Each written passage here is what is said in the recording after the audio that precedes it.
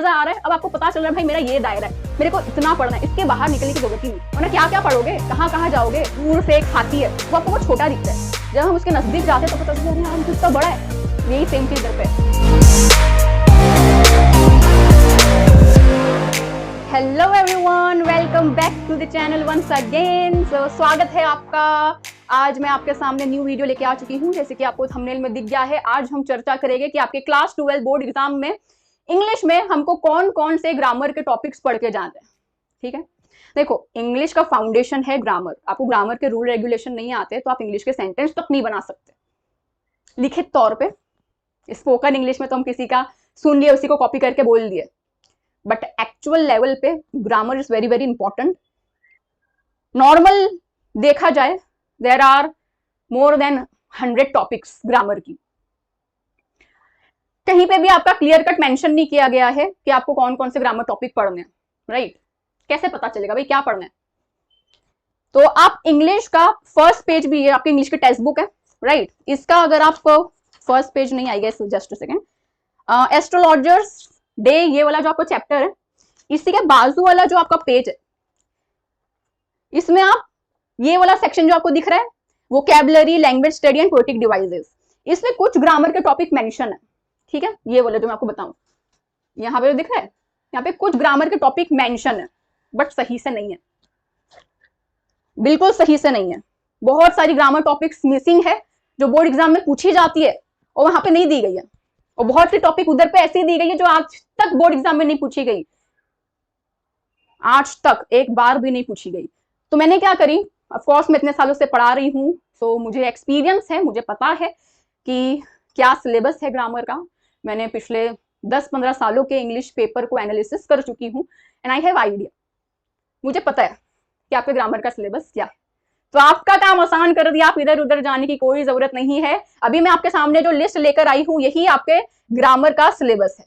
ठीक है, ये सारी टॉपिक देखो कितने प्यारे तरीके से पीडीएफ बना दी हूँ, और साथ में इसमें लिख भी दी हूँ मैंने कि कौन से ग्रामर टॉपिक तो आपको करना ही करना है, और कौन से टॉपिक ऐसे जिसको आप छोड़ दोगे तो चल जाएगा। ठीक है, सो ये पीडीएफ आपको कहाँ मिलेगा? नाज एकेडमी ऐप है, उसको डाउनलोड कर लो, डिस्क्रिप्शन एंड कमेंट बॉक्स में पिन है। उसके बाद क्या करोगे, इंग्लिश प्रो बैच पे क्लिक करना, कंटेंट सेक्शन, कंटेंट आपको ऊपर छोटा सा दिखेगा, कंटेंट पे क्लिक करना। ठीक है, उसके बाद आपके सामने बहुत सारे फोल्डर ओपन होंगे। आपको कौन से फोल्डर पे क्लिक करना है? ये वाले फ्री नोट्स पीडीएफ, इसमें क्लिक करना है। ठीक है, तो आपको क्या मिल जाएगा, इधर पे दिख रहा है फुल ग्रामर टॉपिक लिस्ट, इस पे आप क्लिक करोगे ना तो ये वाला पीडीएफ ओपन हो जाएगा। ठीक है, वहां से जाके आप डाउनलोड कर सकते। तो यहाँ वहां टेंशन मत लो, this is the one stop solution and it is free of cost. चलो आ जाओ। सो सबसे पहला चीज, ये कितनी टॉपिक पढ़नी है? 20 है, 20। मैंने सारे टॉपिक्स के नाम लिख दी हूं, और उसके बाद प्रोबेबिलिटी लिखी हूं। प्रोबेबिलिटी मतलब आपके एग्जाम में आने की संभावना इसकी कितनी है। सो आ जाओ, सबसे पहली टॉपिक, एंड मैंने इसको कैसे लिखी हूं पता है? जो आपको सिस्टमैटिक तरीके से पढ़ना है।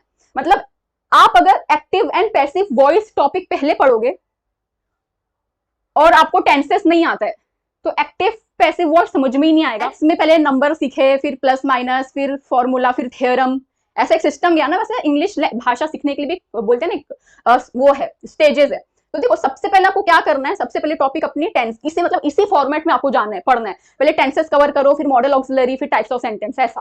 ठीक है, तो जो भी पीडीएफ बनाते हो सोच समझ के बनाती हूँ। इसी चीज से एक लाइक कर दो वीडियो को और अपने फ्रेंड्स के साथ भी शेयर कर दो। चलो आ जाओ। तो सबसे पहले टॉपिक जो है वो है अपनी tenses. We all know tenses 12 type के। देखो आपको देख के बड़ा छोटा लगेगा टेंसेस, हाँ ये तो मैं कर दूंगा। टेंसेस के अंदर 12 और टॉपिक्स है। ठीक है, तो ऐसा पढ़ने जाते हैं ना, जब पता चलता है दूर से एक हाथी है वो आपको बहुत छोटा दिखता है, जब हम उसके नजदीक जाते हैं तो पता चलता है अरे यार ये तो इतना बड़ा है। यही सेम चीज इधर पे देखते हो, अरे अब टेंसेस हाँ हो जाएगा, एग्जाम के एक दिन पहले कर दूंगा। अरे भाई 12 टेंस कैसे हो गए? तो पहले से पढ़ना है। प्रोबेबिलिटी हाई है, एग्जाम में आने की संभावना बहुत हाई है, मतलब पढ़ना है किसी भी हालत में। ओके, और वैसे हर साल पूछा जाता है टेंस से रिलेटेड क्वेश्चन। उसके बाद अपना नेक्स्ट टॉपिक है मॉडल ऑक्सिलरी, वो कैन, कुड, शैल, शुड वगैरह जो होता है, हाई प्रोबेबिलिटी है। टाइप्स ऑफ सेंटेंस, ठीक है, जिसमें अपने को एक्सक्लेमेटरी सेंटेंस बनाने होते हैं, assertive, declarative, simple, compound, complex, देख रहे हो, टाइप्स ऑफ सेंटेंस एक टॉपिक है लेकिन उसकी सब टॉपिक बहुत सारी है। तो ये अपना हो गया थर्ड टॉपिक। उसके बाद है active voice and passive voice, degree of comparison, positive degree, comparative degree, superlative degree, ये वो वाला टॉपिक है। Then direct and indirect speech, अपने पर्सनल एक्सपीरियंस से बताती हूँ, ये टोटल टॉपिक्स में से स्टूडेंट्स को सबसे hard topic direct and indirect लगता है, तो इसमें आपको ज्यादा टाइम देना पड़ेगा as compare to other topic. कुछ टॉपिक आपको 3 दिन में कवर हो जाएगी, कुछ टॉपिक तो भाई 1 घंटे में कवर हो जाएगी, ऐसी है, ठीक है। तो डायरेक्ट एंड इनडायरेक्ट है। उसके बाद रेथोरिकल क्वेश्चंस, आपको क्वेश्चन टैग पता है, question tag, you are so happy aren't you, तो आरंट यू जो एंड में बोली वो क्वेश्चन टैग, उसी का उल्टा होता है रिथोरिकल, ठीक है। बहुत पूछा जाता है, प्रोबेबिलिटी बहुत हाई है पढ़ के जाने किसी भी हालत में। फिर उसके बाद है अपना next, remove and add words. ये क्या है, बहुत से टॉपिक आपके एग्जाम में ऐसी आती है, एक सेंटेंस दिया होता है और इंस्ट्रक्शन में लिखा होता है start the sentence with although, as soon as possible, no sooner than, ठीक है। और सेंटेंस का मीनिंग चेंज नहीं होना चाहिए, मतलब आपको कोई दूसरे वर्ड का इस्तेमाल करना है जो क्वेश्चन में बोला गया है, और वो इस्तेमाल करने के बाद उस सेंटेंस का मीनिंग भी चेंज नहीं होना चाहिए, ऐसा है, ठीक है। तो ये उसमें आता है रिमूव एंड ऐड वर्ड्स।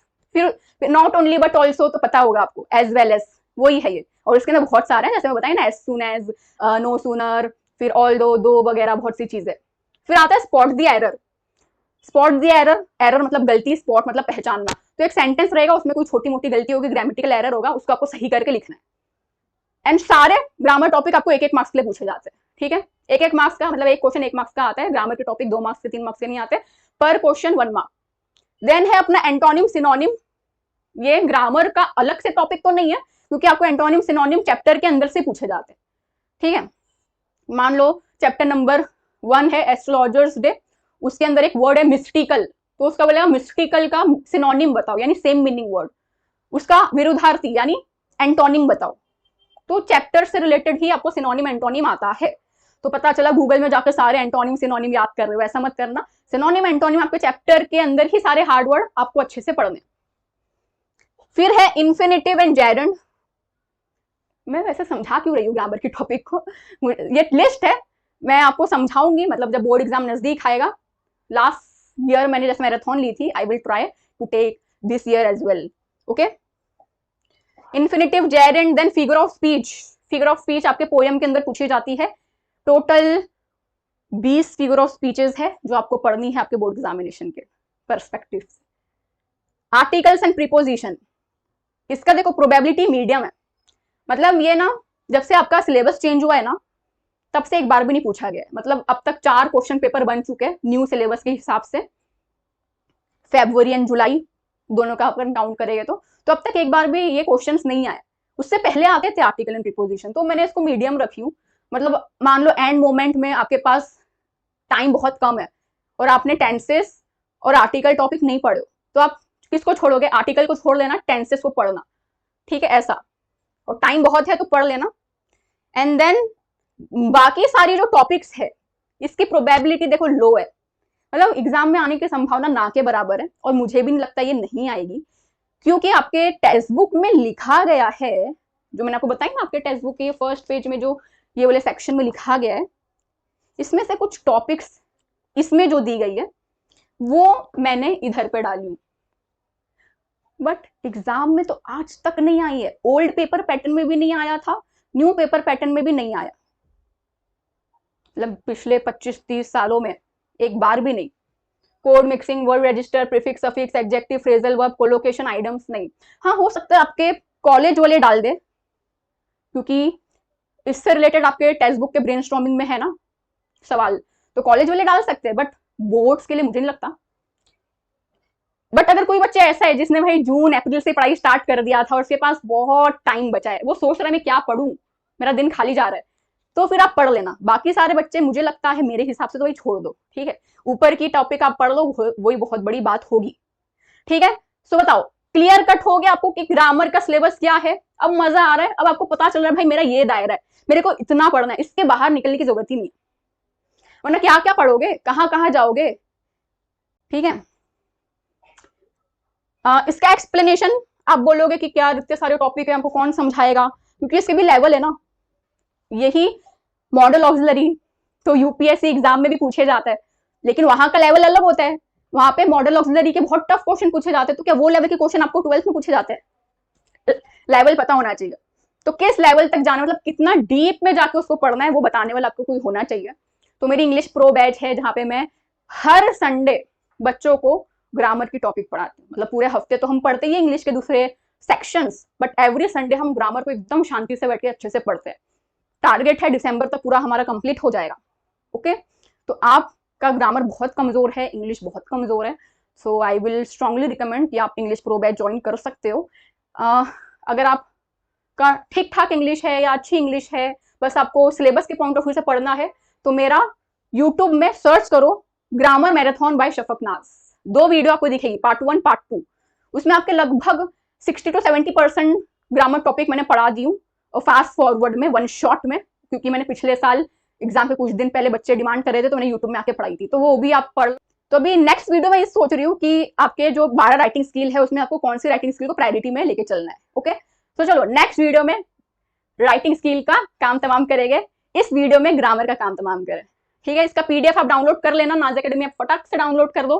खजाना है आपके लिए, इतना सिस्टमैटिक तरीके से, इतना क्लियर कट तरीके से सब कुछ एक जगह, आपको कहीं और मिल ही नहीं सकता। ठीक है, एंड बहुत कुछ अपलोड होते रहेगा टाइम टू टाइम, नॉवल की नोट्स, एप्रिसिएशन, सब कुछ। चलो bye bye everyone, take care and please subscribe कर दो चैनल को, आपका ही फायदा है। अपने फ्रेंड्स के साथ शेयर कर दो, एंड वीडियो पसंद आई तो लाइक करके जरूर जाना। ठीक है, bye bye everyone, love you all, take care.